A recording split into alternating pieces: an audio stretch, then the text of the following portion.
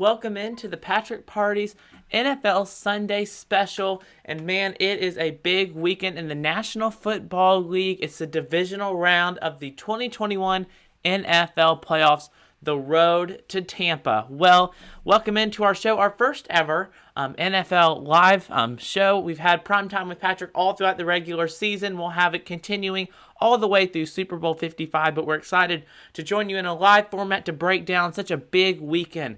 So we want to go ahead and welcome you. We have two big games, and with that, we're going to go ahead and get right on into it with our Sunday slate here in the divisional round of the NFL playoffs. So let's go ahead and get started with our games today. We go ahead and start with the game in Arrowhead Stadium. You have the 6th seed, the Cleveland Browns. That shocked everyone. I mean, they were up 28-0 at the Steelers in Heinz Field last weekend. Hold on, and now they get to travel to go play Patrick Mahomes and the Kansas City Chiefs, the only team to have a bye, because remember, only the 1 seed got a bye this year. They had a 7-team format instead of 6 teams, so that is why only the Chiefs got the coveted week off.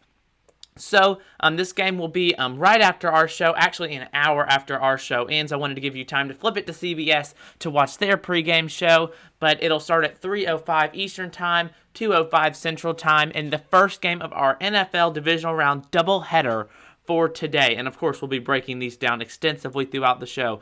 Then we have Breeze and Brady. That's right, part 3 of this year's clash between the New Orleans Saints, the Tampa Bay Buccaneers. New Orleans, the 2 seed, beat the Bears at home last week. Wasn't that tough of a contest.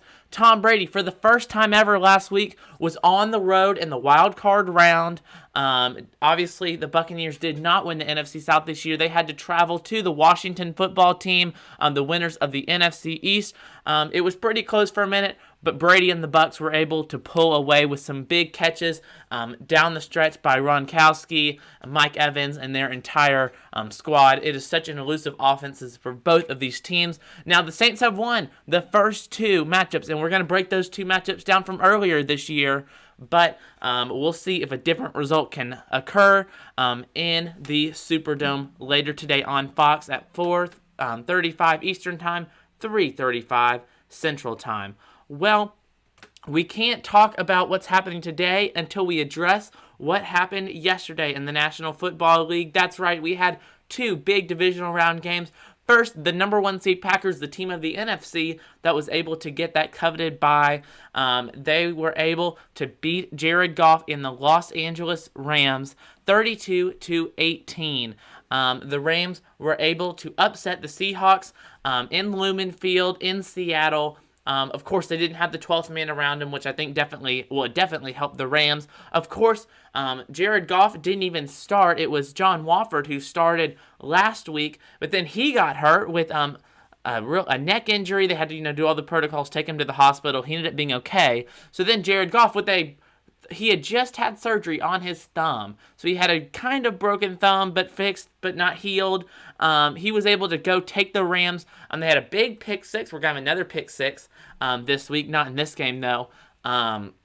And win in Seattle. So then they got the joy of going to Lambeau Field in the cold. It was actually snow flurries for a little bit. And this was the first game all year that the Packers had fans in Green Bay, Wisconsin. So I know Aaron Rodgers, after in the post-game interview, talked about how much that meant to him and how big of a deal that was. So we're going to go ahead and have our highlights here for our Green Bay and Los Angeles game, and then we'll break down this game just a little bit further. Alright, here we go. So, we're going to start it off with a big run by Aaron Jones. Man, he was churning all game long. This was just to finish the first quarter. It was a 3-3 game, and let me tell you, Aaron Jones, you're going to hear his name a lot. He ran the ball all over that elusive Rams defense. But here it is later on that drive on 3rd and goal. Aaron Rodgers has the touchdown pass to Lazard, number 17. Definitely a big start to the game for sure. You can see they're going crazy. They take the 10-3 lead with 11:37 left in the second quarter, but then they're not going away. Aaron Rodgers decides, oh no, he's going to run it in himself to take that 17-3 lead. but it's not 17-3. They ended up missing the extra point because the snap was wrong. They ended up trying to get that 2-point conversion. They ended up having a 16-3 lead, just getting close to the end of the second quarter and first half. But don't count Sean McVay and Jared Goff out. They're going to score a touchdown because you know Sean McVay is going to put up points when his team is playing. So with just 29 seconds left, it's a 16-10 game, but the Packers will end up right before, as time expires, kicking a field goal to end up getting this one to 19-10. So Aaron Rodgers, you see, one of the only times that offensive line let that Rams D-line get past them. He really wasn't running around that much, but on that one he made the most, having that huge reception that would keep the drive going. Aaron Rodgers looked comfortable all day. His jersey was not that stained on that frozen tundra. And then there is Aaron Jones just to start the third quarter on the first drive out. Look at him go. He takes it all the way to the 15 as the Packers get in scoring distance, really trying to turn up this lead. And he finishes what he starts with a 2-yard touchdown run to give the Packers a 26-10 lead.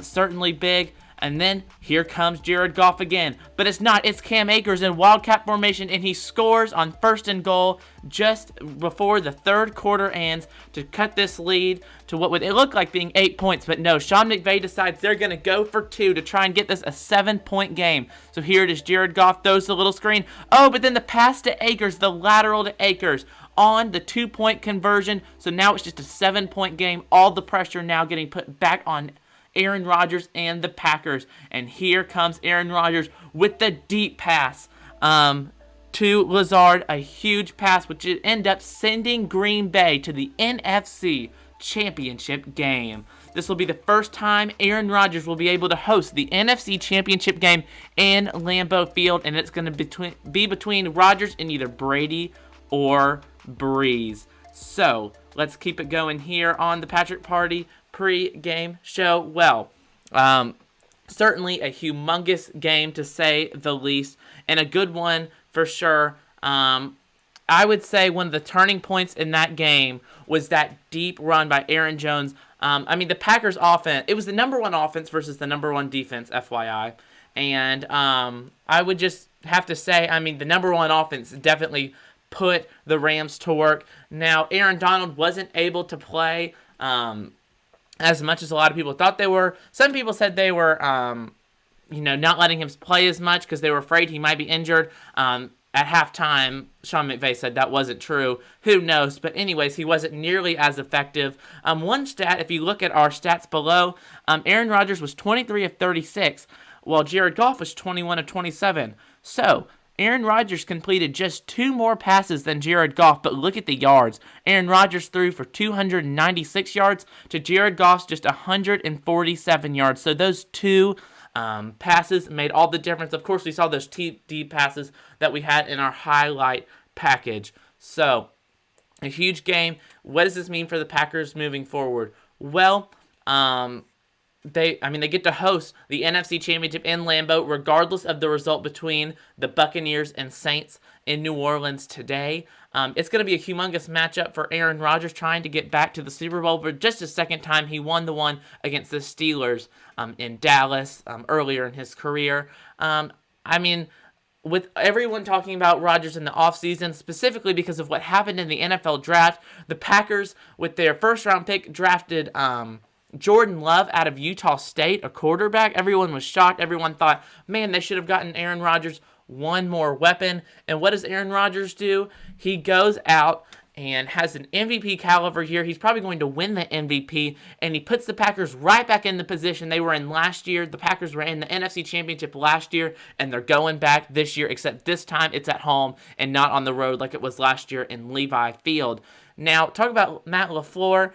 This is the youngest head coaching matchup ever since Madden and Shula dueled off early in both of their careers in the playoffs. So you had Matt LaFleur, Sean McVay, definitely the type of coach that everyone else in the NFL is envying, the younger, offensive-minded, schemed coach. But Matt LaFleur, in his first 2 seasons with the Packers, he walked in with a whole bunch of talent, but he's taken them to back-to-back NFC Championship games, and the Packers will be hosting this year on the frozen tundra with all the fans in Lambeau Field for a shot to go to the Super Bowl. Now, let's compare this for a second, because we know when Aaron Rodgers took over the starting job for the Packers, there was a lot of controversy because, Brett Favre had his wonderful career and everything like that. But in the 2005 NFL Draft, Aaron Rodgers selected to the Packers. So then, that 2005 season, Brett Favre goes 4-12, has 20-plus interceptions, the most in his career. What happens to Aaron Rodgers? When he is potentially replaced, like in the draft, his replacement is drafted, he goes out and has a humongous year, 13-3, takes the Packers to the NFC Championship game and potentially a whole lot more. Another thing we looked at in this game, the number one offense versus the number one defense. That Rams defensive line has been stopping people all week, from week 1 to week 17. Aaron Donald has been dominating people, but that Packers offensive line held their own in this matchup. Certainly something that shouldn't go unnoticed. And I think the Packers everyone knows they're a real threat. They're the number one overall seed, but they're dangerous. They're playing really hot right now. Now for the Rams, a great season. They actually had a play-in game just to even make it to the playoffs. Jared Goff was hurt. Apparently Aaron Donald was dinged up. He wasn't 100%. The Rams they weren't healthy at the right time, but they definitely have a future brewing in LA. Between Sean McVay, Jared Goff, Aaron Donald, they have the foundation. Even Cam Akers, their running back, he scored a couple times. He had a big game. Both running backs actually had big games. 90 yards for Cam Akers and a touchdown, and 99 yards for Aaron Jones with one touchdown. So, both teams had a great year, but the Packers are the ones that are moving on. But that wasn't the only game that happened yesterday. That's right. We had the Buffalo Bills and a humongous game at Bills Stadium in Orchard Park. So let's go ahead and get ready to break that down. So, as you know, the Bills ended up getting the win 17-3. So let's go ahead and just get right on in to the highlights here. I'm sorry. That is not right. That is not the Buffalo Bills game. Let's get this one going right now. So here we go. You see Bills Mafia is out and ready to go. They have been waiting for this moment. They've only been able to go to one other game, of course, that being the playoff game against the Colts last year, this past last week. But look at the wind. That is something that is going to affect this game immensely here in Bills Stadium. Here we go. Justin Tucker, our first highlight, the field goal, getting ready to get this one going. Justin Tucker, one of the best kickers in the entire NFL. But, tonight we had some kicker problems in Buffalo, New York. Here we go with our first kick. Is it going to make it the wind? Doink. But that wouldn't be the last doink, and that's where this gets crazy. Bills Mafia going crazy. That was on the opening drive of the game for the Rams. You can see it in his face. He was shocked. So then here he goes, trying to overcorrect. Is he going to make it? Another doink. And 40-yard attempts. He had back-to-back double doinks in the divisional round. Well, and then here you go. You just know they have been talking all game about how Bills Mafia have been making an effect on this game. There was another false start right on this drive. Back-to-back false starts pushing him back. They were going crazy. They talked about it all in the post-game press conference on how much, look at those hats, how much this crowd was making a difference. They were believing, and they know that this team was just one win away from getting back-to-back playoff wins. They hadn't been to an AFC championship since the 93 season. So they knew it was on the line. And here's Josh Allen, their quarterback, MVP potential. And then here he goes to Stephon Diggs. Their connection all year. This won't be the last time you've heard their names, because here he goes right to Stephon Diggs on the screen pass. Touchdown, Bills, to get this to a 10-3 lead. And this is the first drive coming out of the third quarter. But don't count the Ravens out. Here they come. Lamar Jackson's going to put on a show. 3rd and 13. Man, there's just, when they say they get him in the obvious pass situations, Lamar crumbles. Well, he ran for it on this one, converts the first down on this almighty drive. Wasn't a lot of scoring in this game. They had to be able to keep up with Josh Allen and the Buffalo Bills. And then here he goes on 3rd and goal. Can he get a touchdown pass? Oh, no, it's an interception. Here come the Buffalo Bills taking it all the way. Can Lamar get him? No, he won't be able to. 100 yards, pick six, and the Buffalo Bills are going to be going to the AFC Championship game, led by their quarterback Josh Allen, Stephon Diggs, and this Bills defense. Well, what a win for this entire team, this entire franchise who hadn't been in this position since the 93 season when they went to 4 straight Super Bowls, and they were the class of the NFL in the late 80s, early 90s. So the Buffalo Bills will either be hosting if Cleveland wins or traveling to Arrowhead to play Patrick Mahomes if the Chiefs win later today. So a humongous win for that entire franchise as they continue to build on all of their success. So the celebration is probably still going on in Buffalo. You know, they're jumping on the tables. That's something they're known for doing. A little bit weird, but it's whatever. So with this win, let's start with the Ravens. Lamar Jackson gets his first win in the playoffs as an NFL player last week against the Titans in Nashville. Tennessee won the AFC South. He's unable to get another win, but it's definitely a good year for the Ravens. They had really gotten hot towards the end of the year, but let me tell you, this Buffalo Bills team, they're just a little bit hotter, even though they play in such a cold environment. I think for the Ravens moving forward, I think that win really benefited the Ravens in this one. They didn't really want to get into a high-scoring contest, and especially since, Lamar Jackson is definitely more of a runner than a passer. You just have to think that the Ravens, it benefited them that the win was so crazy. Josh Allen was overthrew a whole bunch of deep balls, especially to Stephon Diggs, which he has had such a connection with all year long. It was a good year for the Ravens. They just weren't able to put it together in the end, and their early season struggles really didn't really help them when it came to seeding. They didn't get to host any playoff games. Now for the Bills, this is obviously one of their best years since the 90s. Josh Allen, Stephon Diggs, they've had an instant connection all season long. We'll see if they can keep it going. But like we said, they might have to travel to Arrowhead Stadium, or if the Browns pull off another upset against the Chiefs, which are a big favorite today, then the Buffalo Bills and Bills Stadium will be hosting for a shot to go to the Super Bowl. So those are our highlights for the past 2 games that happened yesterday. So we're going to go ahead and talk a little bit of coaching carousel and the Deshaun Watson saga that it's turned into before we preview today's matchups here on the Patrick Party's NFL special. So let's go ahead and just get it started. We're going to go through the head coaches that have already been hired, and then we will talk about some of the rumors and who still needs to hire a coach or who's in talks with who. So we start with the Atlanta Falcons welcoming Arthur Smith, the 18th head coach in franchise history for the Falcons.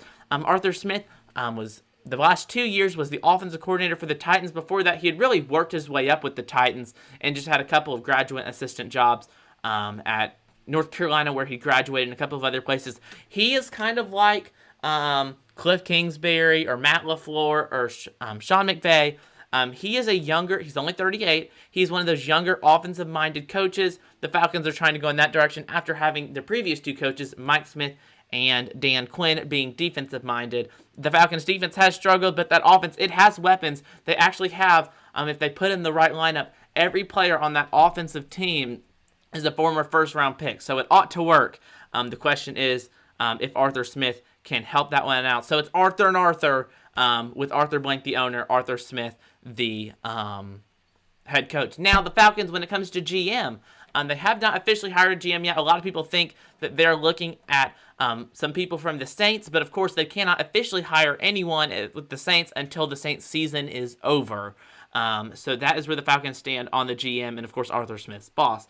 Then we go to a head coaching hire that I was really surprised about. Urban Meyer was named the next head coach, the Jacksonville Jaguars. He replaces Doug Marrone. He will have the number 1 overall pick this offseason. A lot of people think he'll take Trevor Lawrence, but could he take his former well, I guess he didn't actually play for him or recruit him, but a player that played at Ohio State where he just used to coach, Justin Fields. So we'll see what happens with that one. A lot of people think Urban Meyer is trying to get Raheem Morris, the interim head coach for the Falcons and former defensive coordinator, to potentially come to his staff and be the defensive coordinator. So we'll see. It's definitely a different game, NFL to college. So we'll see how Urban Meyer does in Jacksonville. I was definitely surprised by the news. He had gotten talks. Apparently he was within talks with the Lions and some other teams, but he ends up going to Florida, where he's been successful before, won 2 national championships with the Gators. So we'll see how Urban Meyer does with the Jaguars. Then we come to Robert Saleh, the 49ers defensive coordinator. They had a great defense last year. This year, the entire 49ers team was injury prone. He was named the next head coach of the New York Jets. So this will be an interesting one. Of course, with Sam Darnold, if they're going to reevaluate him, potentially try and get a trade and move up in the draft and take a quarterback now. But their offensive line is definitely a concern they're going to have to meet if he wants to be successful with the Jets.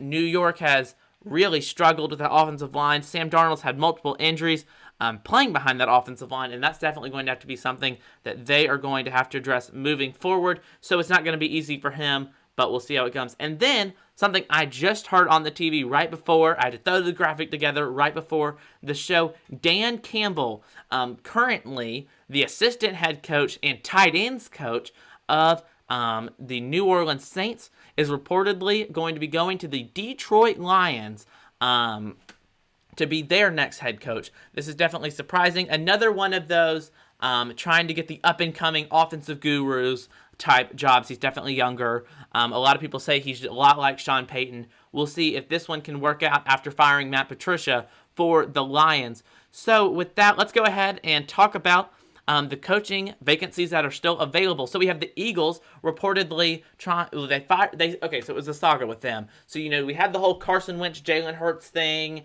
and Carson Wentz is on this humongous contract. Well, then Doug Peterson benches Carson Wentz. He gets mad. Everyone's mad. Blah, blah, blah, blah, blah. Then they have the end of the season where they pretty much gave up and let Washington win. So it was this huge saga. Everyone was mad at him. So then they say, but we're not going to fire him. We're going to talk to him with what we need to do moving forward. Apparently those meetings didn't go well. He was fired 2 days later.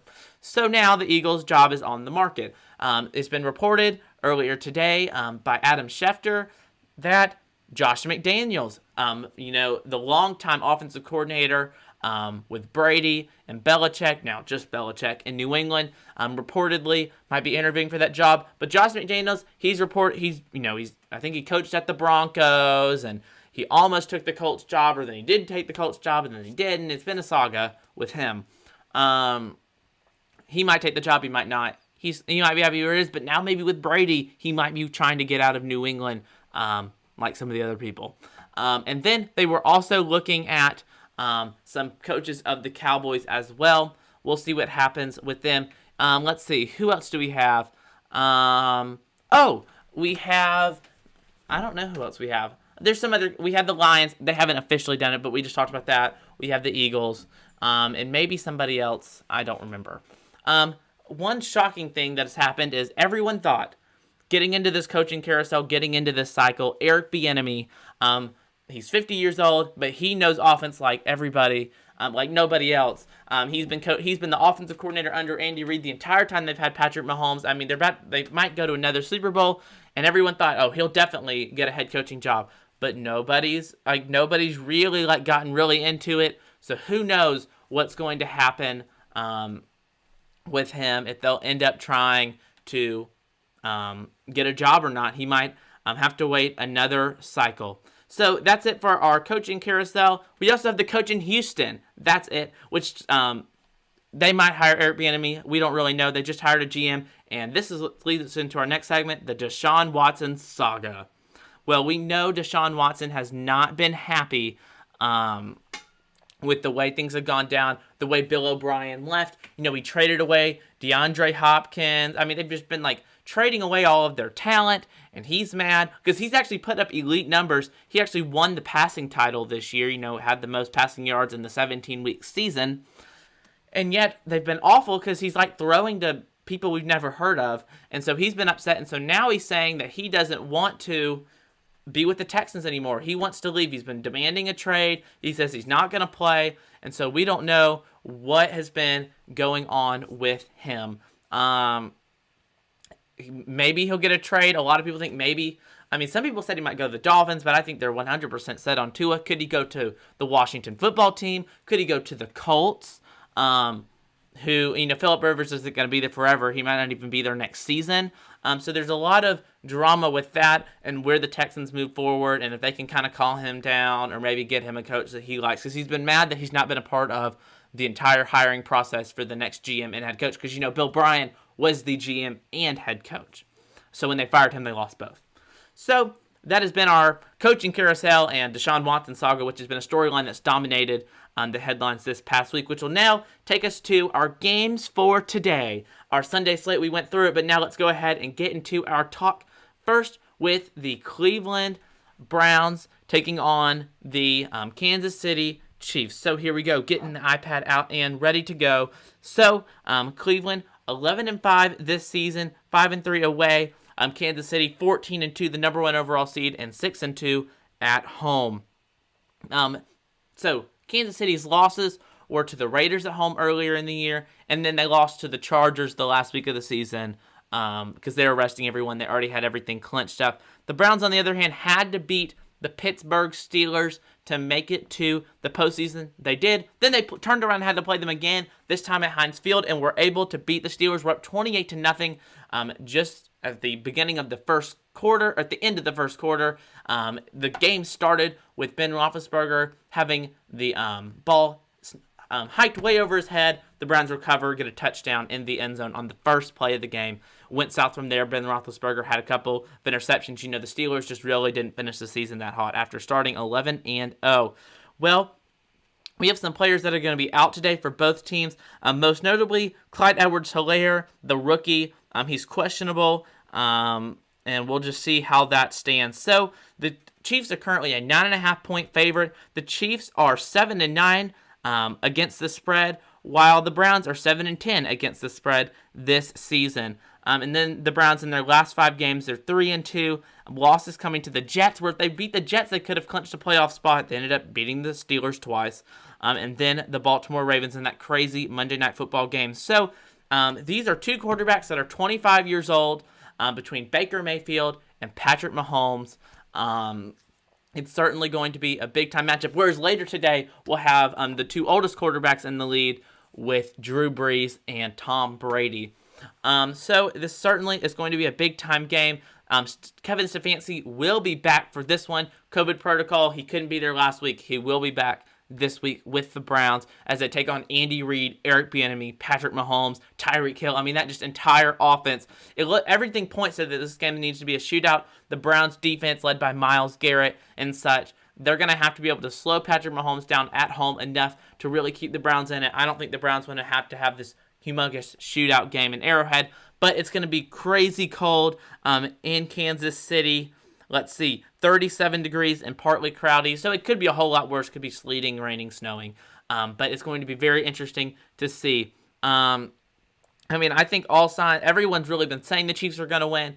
I'll make my pick in just a little bit, but this is going to be a fun one to kick off the day. Of course, remember, if the Chiefs win, they are the number 1 overall seed. They'll host the AFC Championship game. If the Browns win, they will have a date in Buffalo with Josh Allen and the Bills. So that's it for that game. We'll make our pick in just a little bit. And then we have Brady, Breeze, Tampa Bay is what everyone's been calling, just kind of for fun. So Tom Brady, we all know what happened this offseason. He goes to Tampa Bay, reunites with Rob Gronkowski. They have Mike Evans. They signed Antonio Brown in the middle of this season. Leonard Fournette has come to run for them. They have all the talent in Tampa Bay, but they have not beaten the Saints this year yet. Let's go ahead and go through both of those matchups real quick. So, opening game of the season in the Superdome, Saints win 34-23. Saints had a 17-point second quarter, ended up helping them lead them to the win. Tom Brady had 2 interceptions, just hadn't had that chemistry with his abbreviated offseason with his wide receivers yet. Drew Brees had 2 touchdown passes. And then on Sunday Night Football later in the year, wow, I was shocked when I watched it. It was this kind of nasty condition in Tampa, and New Orleans wins 38-3, scoring 14 points in the first quarter, 17 in the second quarter. A humongous win. They were up huge at halftime, and the Saints go on to win this one. So, what can Tom Brady and the Buccaneers do to change the course this time to win. They have the talent. Everyone knows it. They're going to have to be able to stop Alvin Kamara. Now, a lot of people have been saying Taysom Hill might not be able to play today. That would certainly help the defense. But between Hill and Breeze, it's going to be really hard to stop them. And, of course, Alvin Kamara with that running game, we'll have to see. Breeze he did play a whole bunch in the last playoff game. So we'll see what happens with him and his health. He should be good, but he broke like a whole bunch of ribs. So this is going to be a fun one in the Superdome for this divisional round, an NFC South clash. The Buccaneers and Saints have actually never played each other in the playoffs. And of course, the Buccaneers last week got their first playoff win since they won the Super Bowl with John Gruden. So that just shows you what a change in scenery this has been for the Tampa Bay Buccaneers. So Brady and Breeze, part 3 this season. It should be a whole bunch of fun. So we're going to go ahead and talk about the Patrick Party for just a little bit, and then we'll make our picks as we close out the Patrick Party's NFL Sunday Special. Well, either later this afternoon or early tomorrow, we'll have the Patrick Party podcast recapping all of Auburn basketball's recent success with Sharif Cooper leading the team at point guard after making his return after the whole NCAA debacle. And then, of course, you'll want to visit our website. It's where you can see all of our college basketball picks, NFL picks, pretty much anything to do with the Patrick Party, patrickparty.com. Don't forget to follow us on our Instagram, Twitter, and Facebook pages at The Patrick Party. And, of course, you can subscribe to the YouTube channel so you don't miss broadcasts like these every week. So, let's go ahead and make our picks. We go ahead and start with the game in Arrowhead Stadium on CBS this afternoon, the first game to kick off just about in an hour and 30 minutes. So, believe Lynn, how can you pick against the Browns, what they're doing? But Kansas City is something else. The defending Super Bowl champions looking to get back to Tampa. They were in Florida last year. Now they'll just have to come up a little bit more north to play in Tampa to potentially win back-to-back Super Bowls. I like Patrick Mahomes at home to host the Buffalo Bills in Arrowhead Stadium. So I'm going to have to go with the Chiefs in this one. And then Brady and Breeze, one more time at least. A lot of people think this could be Drew Brees' final season. We'll see if this is the final game for Drew Brees. Who knows? It'll be in the Superdome. And, the Buccaneers have yet to be able to win a game against the Saints this year with Tom Brady at the quarterback. But I think that changes today. I think they've been really hot recently. And I think the Buccaneers are going to upset the New Orleans Saints and then have to travel to Lambeau Field, Tom Brady and Aaron Rodgers for an NFC Championship game. So those are our picks here on the Patrick Party as we close out our NFL Divisional Round show. It's been a lot of fun, and we are glad you've joined us here as we preview. We analyzed the previous 2 matchups and previewed the 2 matchups for today. We'll see. We might be back in some form or fashion next week. For Championship Sunday, AFC Championship, NFC Championship. We already know the NFC's in Lambeau. We're about to find out where that AFC Championship will be located. So, thank you for joining us. This has been the Patrick Party's NFL Sunday Special.